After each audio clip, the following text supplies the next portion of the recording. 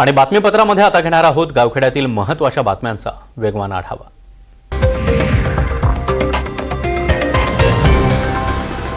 सोलापूरमध्ये कारखानदारांनी एफआरपी बाबत तोंड उघडलेलं नाही। 2 दिवस वाट पाहू अन्यथा कारखान्याची गव्हाणी बंद पाडू असा इशारा राजू शेट्टी यांनी दिला। शेतकऱ्यांची आताच आपला ऊस कारखान्यांना देऊ नये असं देखील राजू शेट्टी म्हणाले।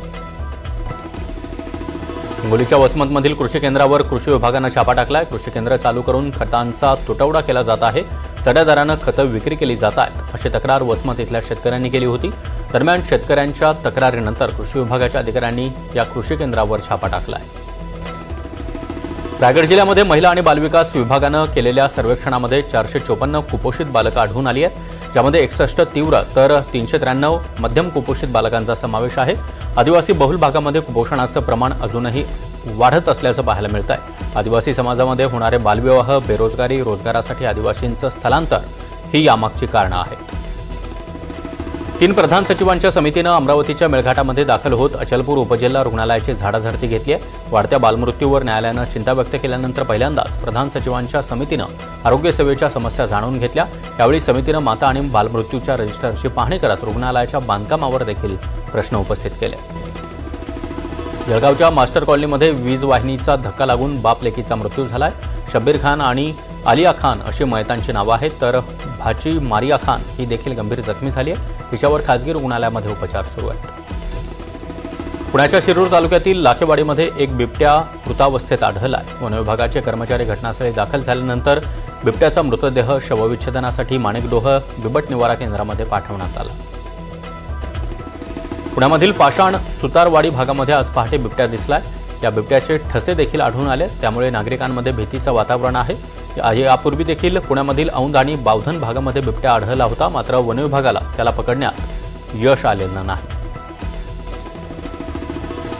सिंधुदुर्गच्या मालवण शहरामधील भरड इथं गंजलेला विजेचा खांब एसटीवर कोसळला। यामध्ये सुदैवानं कोणतीही जीवितहानी झाली नाही। या घटनेनंतर बरड परिसरामध्ये वाहतुकीची कोंडी झाली होती, तसंच वीज पुरवठा देखील खंडित झाला होता। वीज वितरण कंपनीकडे वारंवार सदरचा वीज खांब बदलण्याबाबत मागणी करण्यात आलेली होती, मात्र तरी देखील अधिकाऱ्यांकडून त्याकडे दुर्लक्ष करण्यात आल्यामुळे ही घटना घडल्याचं स्थानिक नागरिकांनी म्हटलंय। लातूर शहरामधील अनेक भागांमध्ये कचरा आणि नाल्यांच्या समस्यांना नागरिकांना तोंड द्यावं लागतंय। रस्त्यावर साचलेला कचरा आणि तुंबलेल्या नाल्यांमुळे नागरिकांचे आरोग्य धोक्यात आलंय। वेळोवेळी मागणी करून देखील स्वच्छतेकडे महानगरपालिका प्रशासन दुर्लक्ष करत असल्यामुळे स्वतः नागरिकांनाच स्वच्छता करावी लागते। एसटी महामंडळाच्या ताफ्यामध्ये आतापर्यंत 641 इलेक्ट्रिक बसेस दाखल झाल्यात। बसेस येण्याच्या संख्येमध्ये अपेक्षित वाढ होत नाही, मात्र तोटा वाढत चाललाय असं म्हणत सरकारकडून निधी दिला जात नसल्याचा आरोप महाराष्ट्र एसटी कर्मचारी काँग्रेसचे सरचिटणीस श्रीरंग बर्गे यांनी केला। शेतकऱ्यांची 30 जूनपूर्वी कर्जमाफी होण्याची शक्यता आहे। आता रकमेची मर्यादा नव्हे तर सातबाराच कोरा होण्याची शक्यता आहे। राज्यातील 24.73 लाख शेतकऱ्यांकडे 35,477 कोटींची थकबाकी आहे। कर्जमाफीबाबत समितीचा अभ्यास सध्या सुरू आहे। 10 एप्रिलपर्यंत समिती राज्य सरकारला अहवाल सादर करणार आहे। गडचिरोलीमध्ये बेडगाव इथल्या अंगणवाडीमध्ये विद्यार्थ्यांच्या वजन आणि उंचीमध्ये तफावत आढळली आहे। कोरची तालुक्यातील बेडगाव इथल्या अंगणवाडीला मुख्य कार्यकारी अधिकारी सुहास गाडे यांनी भेट दिली। त्यांनी काही विद्यार्थ्यांची वजन आणि उंचीची तपासणी केली असता वास्तविक आणि कागदपत्रांमध्ये तपासणी केली असता दोन्हीमध्ये तफावत आढळली आहे, त्यामुळे त्यांनी नाराजी व्यक्त केली आहे। चंद्रपूरमधील चिमूरमध्ये नदीवर पूल नसल्यामुळे शेतकरी, शेतमजूर, विद्यार्थी आणि सर्वसामान्य नागरिकांना पावसाळ्यामध्ये मोठा फटका बसतोय। लोक जीव मुठीत धरून ये जा करतात, पण चिमूरच्या एका युवकानं त्यावर उपाय शोधत देशी जुगाड केलाय। मात्र त्यामुळे लोकांना नदी सुरक्षितपणे पार करता येऊ लागली आहे। या बंधाऱ्यामुळे नदी पात्रामध्ये पाण्याचा संचय देखील वाढलाय। मालवण इथल्या ऐतिहासिक किल्ले सिंधुदुर्गावर 12 डिसेंबरला त्रैवार्षिक धार्मिक विधी होणार आहे। या कार्यक्रमामुळे 12 तारखेला संपूर्ण दिवस सिंधुदुर्ग किल्ला प्रवासी वाहतूक बंद ठेवण्यात येणार आहे। तर सर्वच शिवप्रेमी नागरिक आणि पर्यटकांनी याची नोंद घ्यावी आणि सहकार्य करावं असं आवाहन किल्ले सिंधुदुर्ग यांच्या वतीनं करण्यात आलं आहे। अमरावती महानगरपालिकेच्या अतिक्रमण विभागाचे प्रमुख योगेश कोल्हे यांच्यावर भ्रष्टाचाराचे आरोप करण्यात आले। शहीद भगतसिंग हॉकर्स युनियननं पत्रकार परिषद घेत महानगरपालिकेच्या आयुक्तांकडे तक्रार केली आहे। वर्धा जिल्ह्यामध्ये 248 गावांमधील शेतकऱ्यांना श्यामाप्रसाद मुखर्जी सौर कुंपण योजनेचा लाभ मिळणार आहे। यापूर्वी फक्त रिझर्व्ह फॉरेस्ट लगत असलेल्या शेतकऱ्यांनाच सौर कुंपण मिळत होतं, मात्र देवळीचे आमदार राजेश बकाने यांच्या प्रयत्नांना अखेर यश आलंय. शेतकऱ्यांना सौर कुंपणासाठी 75% अनुदान मिळणार आहे. रत्नागिरीच्या दाभोळ खाडीमधील प्रदूषणाचा पुन्हा एकदा अभ्यास सुरू आहे. खाडीमध्ये सोडण्यात येणाऱ्या सांडपाण्यामुळे मासे तसंच इतर सागरी जीवसृष्टीवर देखील परिणाम होतोय. हे समजून घेण्यासाठी भारत सरकारच्या सेंट्रल इनलँड फिशरीज रिसर्च इन्स्टिट्यूटकडून संशोधन केलं जात आहे. रत्नागिरीची वेदा सरफरे सर्वात लहान भारतीय जलतरणपटू ठरली आहे. तिची इंडियन बुक ऑफ रेकॉर्डमध्ये नोंद झाली आहे. 9 महिन्याची असल्यापासून रत्नागिरीच्या शासकीय जलतरण तलावामध्ये पोहायला तिनं सुरुवात केली. वेदाचा प्रवास अवघ्या 1 वर्ष 9 महिन्यांची असताना इंडियन बुक ऑफ रेकॉर्डपर्यंत पोहोचला. जागतिक दिव्यांग दिनानिमित्त पिंपरी चिंचवड महानगरपालिकेनं विशेष कार्यक्रम आयोजित केला. यामध्ये शेकडो दिव्यांग बांधवांनी मतदानाची शपथ घेतली आहे. आगामी महानगरपालिका निवडणुकीमध्ये 100% मतदान करण्याचा दृढ निश्चय त्यांनी केला. अकोला इथे जागतिक अपंग दिनानिमित्त भव्य दिव्यांग रॅली काढण्यात आली. महाराष्ट्र राज्य अपंग कर्मचारी अधिकारी संघटना जिल्हा शाखेच्या वतीनं भव्य रॅलीचं आयोजन करण्यात आलं होतं. मान्यवरांच्या उपस्थितीमध्ये जीवनगौरव पुरस्कार वितरण देखील करण्यात आलं. दिव्यांग गुणवंतांचा सत्कार देखील यावेळी करण्यात आला. भंडारा जिल्हा पोलिसांना तब्बल 10 वर्षांनंतर नागपूर परिक्षेत्रामधील पोलिसांच्या क्रीडा स्पर्धेचं यजमानपद मिळालंय. आजपासून या स्पर्धा पोलीस मैदानावर सुरू होत आहेत. नागपूर परिक्षेत्रीय पोलीस क्रीडा स्पर्धा 2025चं आयोजन करण्याची संधी भंडारा पोलिसांना मिळाली आहे. 9 डिसेंबरपर्यंत क्रीडा महोत्सव पार पडणार आहे. राज्यस्तरीय गोळाफेक स्पर्धेमध्ये भंडाऱ्याच्या योगेश्वरनं सुवर्णपदक जिंकलंय.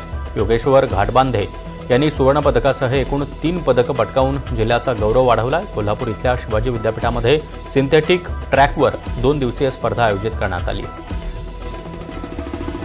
वाशिमच्या मंगरुळपीर तालुक्यातील तऱ्हाळा इथं श्री संत भाईजी महाराज यांच्या यात्रा महोत्सवाची परंपरा यंदा देखील मोठ्या धार्मिक उत्साहामध्ये पार पडली. प्रभू श्रीराम आणि भरत यांच्या भेटीचा ऐतिहासिक सोहळा तसंच रावण आणि कुंभकर्ण दहनाची परंपरा पाहण्यासाठी भक्तांनी देखील मोठी गर्दी केली होती.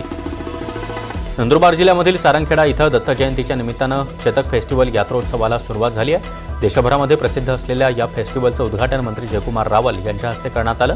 आतापर्यंत या यात्रेमध्ये 3000 घोडे दाखल झाले आहेत.